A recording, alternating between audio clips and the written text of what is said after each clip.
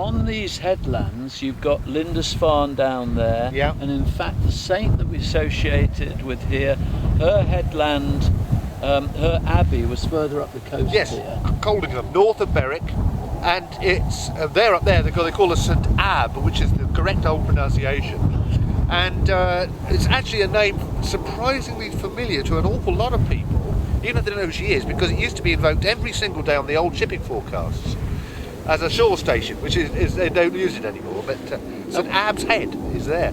Now we've got a small chapel here. I'm thinking, Sam, small Anglo-Saxon chapels, Bradford on Avon, Yes. is there one? But what would this sort of, when you think of an Anglo-Saxon chapel, what kind of structure are you thinking of? Quite a small structure, quite a narrow structure. I mean, there's one not far from Escombe. Yeah. Got plenty of good stone round here, or in the case of Escombe, they're reusing Roman stuff, which they'd be using anyway. And indeed, specifically with St Eb, you've got her abbey at Minster at Coldingham, which is built inside a much older fortification, and at Ebchester, which is also named after, built in a Roman fort. What are the chances of her being here, do you think, or visiting here, or coming here, or is it just they need a saint who can, they need a good name to put on this place, because It's a rare dedication, Tim. You could say it's got something to do with the later cult, but again, it's more likely, looking at the surviving dedications, which I say are rare, that there's some prior monument of some sort here.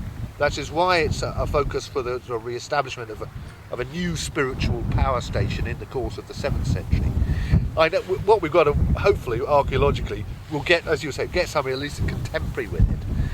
So, from the point of view of the inferences we can draw from the place name and the history of this landscape, I'd say it's an 80% chance that there's something here in the 7th century. I think that's quite high. There's an 80% chance we might have a place that was visited or dedicated or to an early Anglo-Saxon saint, a female saint, and who was a member of the royal family. Absolutely, a truly formidable woman in every respect. Okay, well I think we've all got quite excited about this, and let's hope we can find some small remnant somewhere in the excavations that are going on behind us, and I hope you enjoy the blog.